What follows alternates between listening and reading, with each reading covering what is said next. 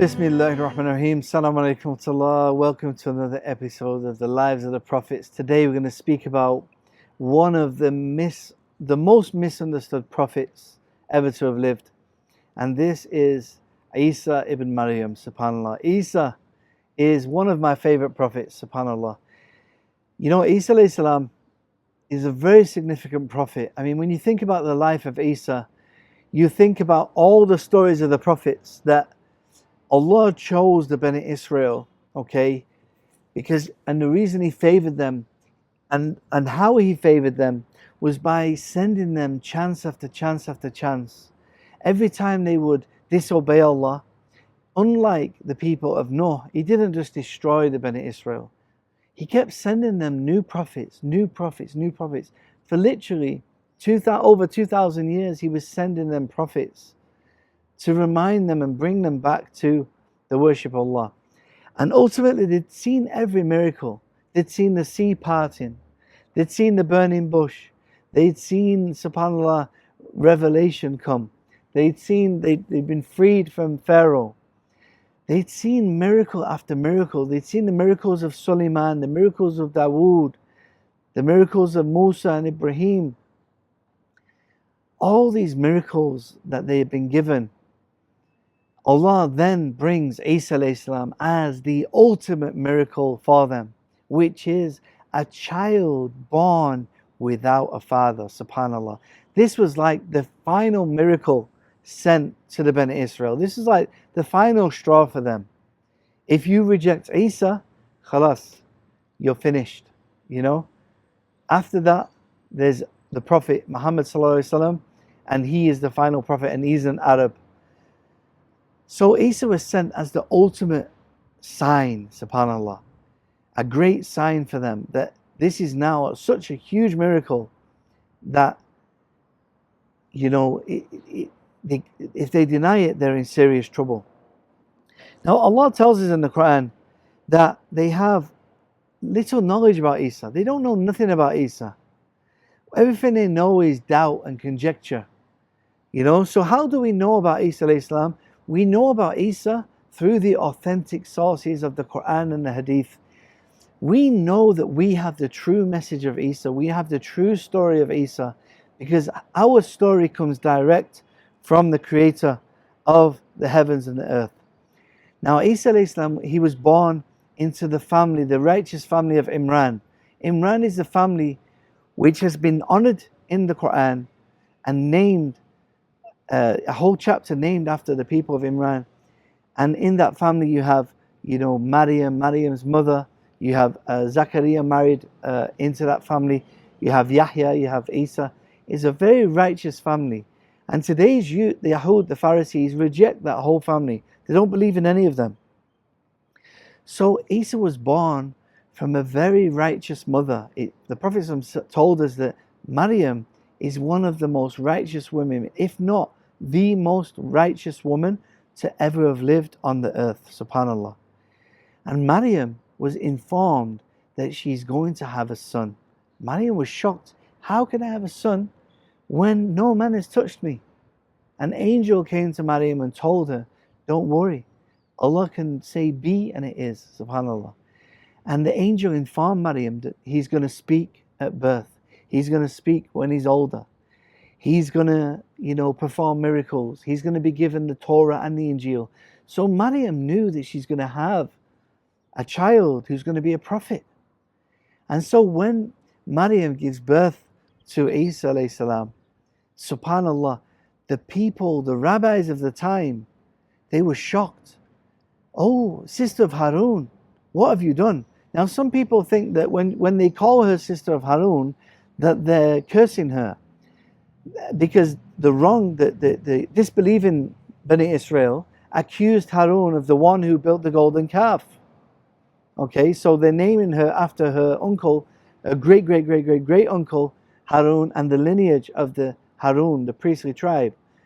But no, subhanAllah, the people at the time saw her as very righteous. She was from the family of Imran. Imran had passed away. Zachariah wanted to take care of her. He was a prophet of Allah. And in fact, the rabbis were fighting to take care of her. It was such an honor to look after Maryam. You know, so they had great respect for Maryam. And subhanAllah, they were genuinely shocked. What have you done, sister of Harun? And they attributed her to her righteous lineage of Harun, the brother of Musa alayhi salam. And subhanAllah, she was, you know, they were shocked. And she knew, because she'd been told prior to having Isa that he's going to speak. So she pointed at Isa alayhi salam and he spoke. And the first thing he said, that Allah has given me a book and He's made me a prophet. Subhanallah. He says, I am a servant of Allah. He's given me a book and He's made me a prophet. This is such a beautiful dawah to them, to tell them that Allah has given him the book, meaning the Torah, because Allah tells us that He's given the Torah and the Injil. Subhanallah. And he was made a prophet of God. So of course Isa alayhi salam, from a young age, he's giving dawah to the Bani Israel, calling them to Islam, calling them to the correct belief, because they'd gone astray. They'd invented their own book, the Old Testament, the one they'd written themselves, and Isa's calling them back to the true Torah and the Injil. And so Isa alayhi salam is giving them miracles, miracle after miracle. He's been given miracles from Allah. He had the great character, one of the best characters that people can have. He's been given miracles of healing the sick, healing the blind, telling people what is in their houses, what is in their cupboards, in their kitchen. SubhanAllah. Imagine that I come and start telling you what's in your fridge. This is a miracle, right? Of course, this is only knowledge that he could have got from God. Even Isa alayhi salam created some clay birds and blew life into them with the permission of Allah, and the birds came to life. And ultimately Isa alayhi salam also was given the permission to bring somebody who was dead back to life on certain occasions. So Isa was given very big miracles. And one day some of his disciples or helpers or Hawariyun, they asked Isa, we want a miracle, we want to see something special. We want to taste some of the food from the sama, from the skies, from the unseen. And Allah sent them a table spread.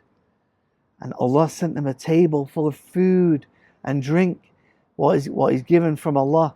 So this is one of the miracles of Jesus. But Allah told the Hawariyun, if you deny after this, you'll be in big punishment, subhanAllah. Because when you ask Allah for a miracle and you're given it, be sure that you cannot disobey Allah.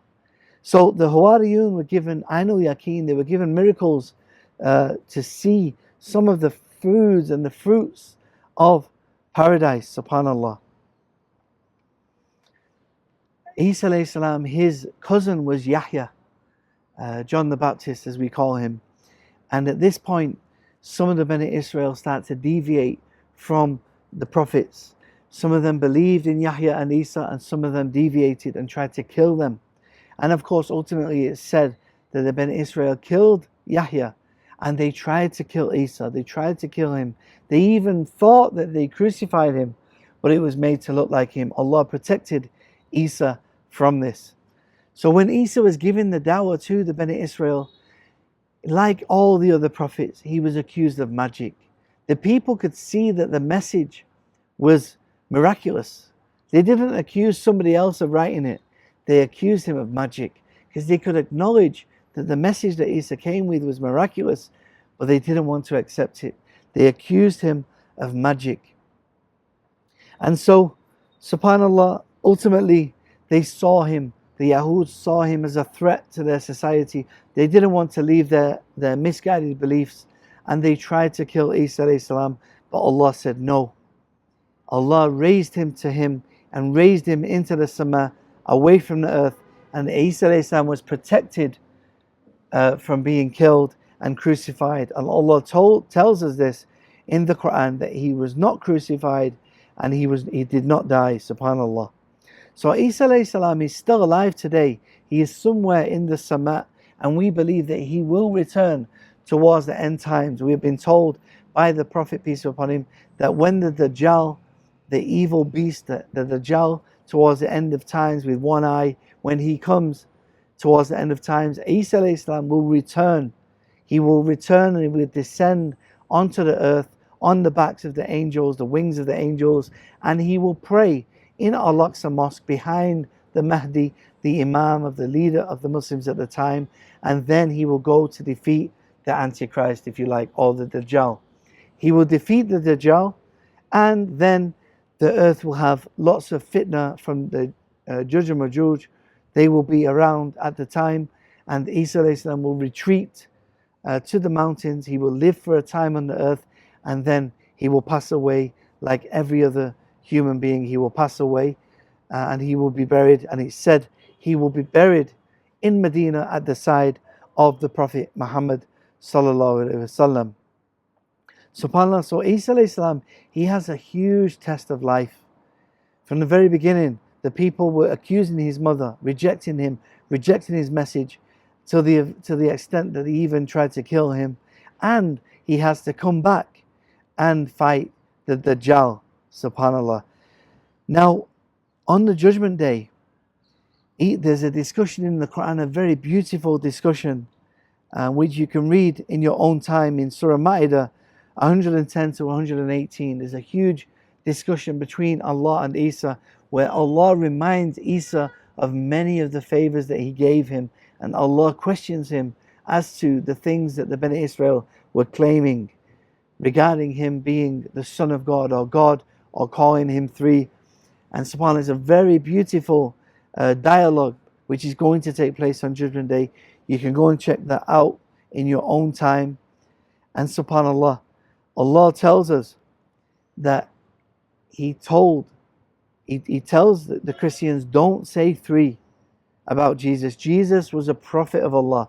He was not God. He was not the Son of God, and he was not a part of the Trinity. This was the correct belief in Isa alayhi salam, and he came with the correct Torah, the correct Injil, which also prophesied about the Prophet Muhammad, peace be upon him, saying that there will be a prophet to come whose name will be Ahmed, subhanAllah. So subhanAllah, Isa alayhi salam had a very eventful life, and there's a lot more of his life to come, and we can learn so many lessons from it, subhanAllah. I hope you got some benefit from the story of Isa.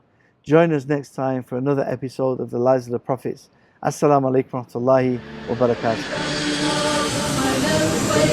لبيك لا شريك لك لبيك إن الحمد والنعمة لك والملك لا شريك لك